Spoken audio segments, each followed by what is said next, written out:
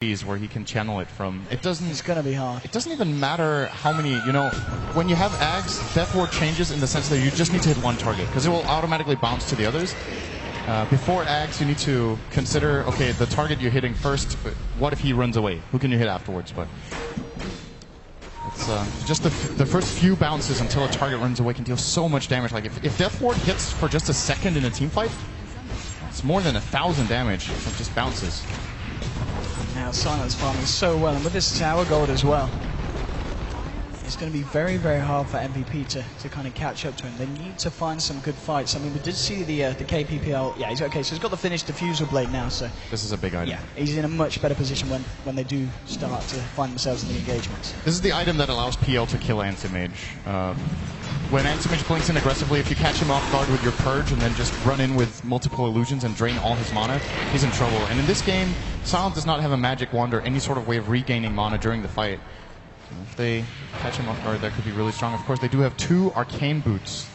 In the heat of the moment, it's pretty difficult to call for something like that and get them used to blink out. Your timing window is also very small if you've got like 8 illusions hitting you. So, I mean, you just look at Silent now, level 18. He's got the Manta style complete. And this is in comparison to a level 14 PL. I mean, the difference is just paramount between these two. And Silent doing so much for the team.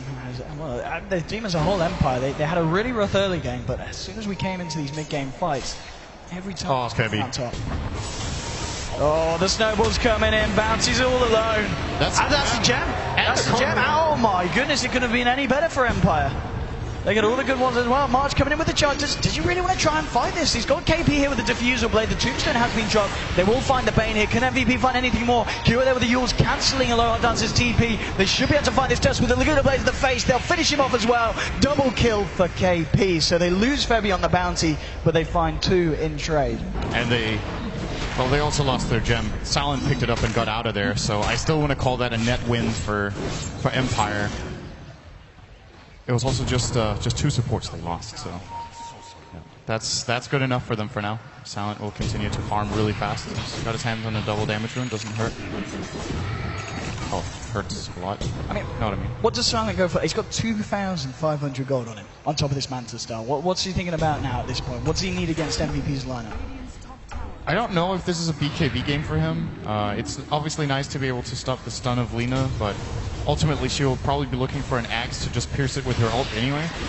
So you might just consider in this case to go for a heart and just be really, really tanky. We've seen Silent do it in a previous AM game as well. He went for, I think, heart butterfly as his items after this inventory. Wouldn't mind seeing that here.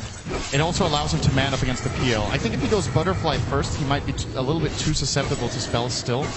But on the other hand, it also protects him against Death Ward. So, difficult to say here what his choice is going to be. We'll see very soon. He's got 3k gold. So. I do not like the idea of Abyssal, if that's what he's thinking. I think that's too aggressive, and it can backfire a little bit too hard, although it is great against PL. He needs to be able to stay alive. If he dies in the fight's over, I think.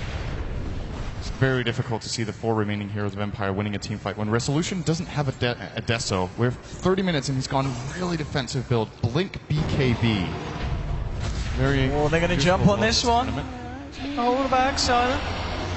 Now with the charge from March, MVP actually being the ones that want to try and take this fight. Yoka getting Laguna Blade down. The Mana Void's big though. QI's going to fall. He's going to go down, but they've already lost 2 on the side of Empire. Can MVP find anything more here? March out of mana. Nurse trying to move himself in with the casket. There's your Death Ward onto Silent. Silent trying to blink away, but the bounce is there. Holding him in place. Silent and Lower Dodge trying to get themselves out. KP's going to chase this here. Has got Diffusal Blade charges left, so should be able to find more. March with the charge here onto the Resolution TA.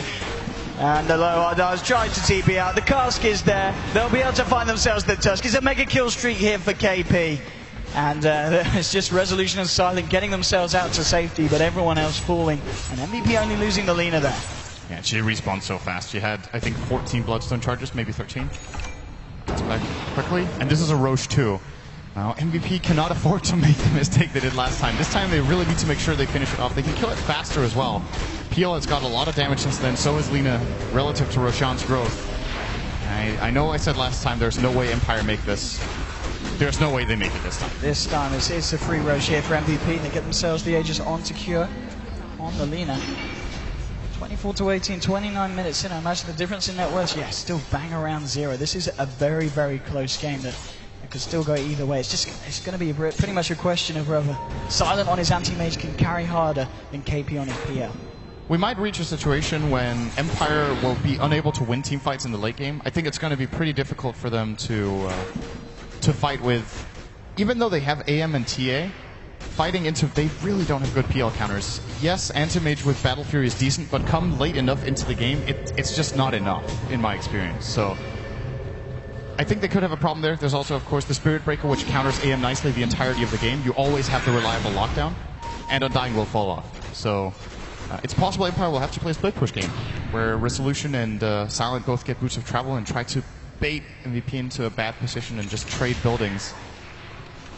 This game, yeah, it's certainly excelled to a point where we're going to have some very kind of edge on the seat between the two sides with the pushes coming out. And as we just saw there, Nuts now on the Witch Doctor has finished off his Aghanims. Isn't going to be as quick as the other day, as he did have a little bit of a slower later mid-game after we saw him get a good start to the build. And of course, worth noting, of course, Bounty Hunter with the Guardian Greaves now coming to 1,500 gold on top of it as well. And they're going to look for a smoke here, MVP. March leading the way with a charge straight out to Yoku. They've realised that the Undying is the issue, as long as they can stop him from getting anything out. But the Nightmare Dodge there coming out. He actually duped off the damage as well. He's alive, he's in the snowball. The Deathwall doing so much though with the Aghanims. Look at the bounces go. They're looking for Silent, the Light Strike onto Silent. He can't blink out. Can they kill him? There's going to be the Ult as well, holding in place. Can he get himself out? No! Double kill for KP. Empire losing 3 heroes off the back of that fight. No buyback on Silent. He bought Eagle's Song. They're going to lose Rex here. Oh, this is terrible for Empire. 70 seconds without the anti-mage. Up to the high ground, MVP go. Can they do it here? The team that were able to take down Newbie in the first round, moving forward to taking down Empire in a potentially a 2-0, unless Empire could do anything spectacular here. 60 seconds still without the anti-mage. The pushing power is pretty strong here from MVP. They'll at least be able to take a set of racks here in the mid lane. And Empire just unable to do anything at the moment without that anti-mage. Not even wanting to move forward or jump in at this point. It's a little bit too risky. They 3-0'd that fight with a Laguna Blade on a creep instead of the Undying. I think it was. Or maybe he got Glimmer Cape off. That's possible as well, because there's no Ags yet, right? No. So it could have been that. It just looked like the Laguna did no damage, and they still took him 3-0 there.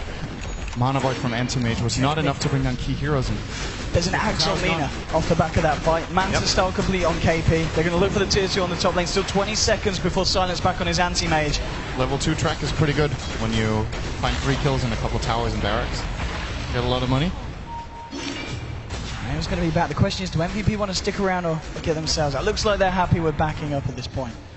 They claimed so much right there. They need to just grab their items. Now, so here's the problem, right? He went for the Butterfly to try to counter out the PO and the Death Ward and the Spirit Breaker. Aghanims at the same time. QO is level 16 exactly. This will deal 950 pure to an Anti-Mage who has 1600 health. If he drops to half, he's dead. And there's no defensive mechanism apart from, you know, really timing dependent ones in the Snowball and a defensive Nightmare, which is very difficult to pull off. This does not bode well for Team Empire. MVP still hanging around here, ready to move in with this creep wave. See what they can do. Febby just getting the tracks in. QM March ready to lead forward here. Have Empire got what it takes to defend against this push from MVP? You're just heading away here. It's the tier 3s looking at the sigil. It's a very tense bit here for Empire. They've got to do everything they can to hold onto their base. They're losing it slowly but surely.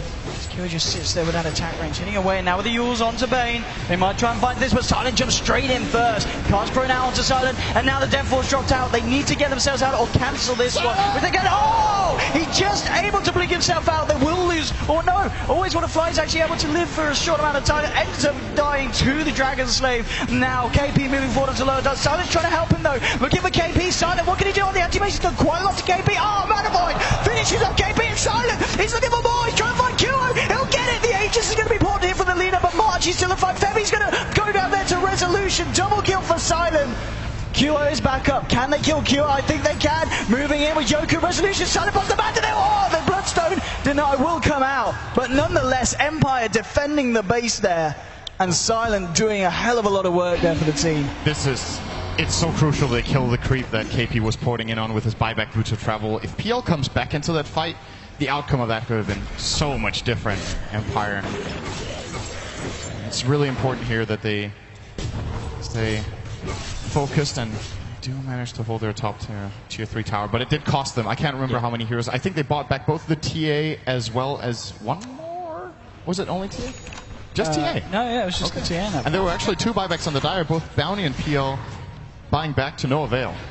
So a good hold here for Empire, and I think now Silent should have buyback gold for the next fight. So yes, this one is not over yet. Mid lane, KP and Febby eyeing him up again. Look at that up and down graph, back towards 0. Real back and forth game here between these two sides. Empire doing what they can to stay in. Resolution starting to get some damage online. Has the Demon Edge coming up to 2k gold here as well. So we'll start to see him hit very hard in the next fight. He might be able to do quite a bit against Witch Doctor, who, as we're seeing, with the Death Wars causing so much havoc. Lena's actually going to go and pick up a Blink Dagger here as well. So we're going to have that extra chase down and escape potential here from, of course, QA. I think MVP realized that the win condition is to catch out AM. And with a Blink Dagger on Lena, they can get a surprise jump. And Lena herself can take 2/3 of Anti-Mage's health. Oh, actually, he's got a Reaver. He's got a Reaver. He doesn't have buyback again. Are you kidding? How ice cold can you be in an elimination match? He's going for to go for this right now instead of having a buy. I do not believe it. I think this is absolutely Resolution. He's got the blink just in time. I mean, March, is he going to continue for this one with Febby? No. Tier 2 still standing. A little bit too risky for him to dive that deep. But nonetheless, just forcing the TA back out of the jungle. Still, I mean, this going to be tough. Now picking up the solo crest. Okay, so Empire going to have that ready for the next engagement when it does kick off. And Silent still very much at the top of the net worth. 23,000 here on him. So he's still got a lot to do.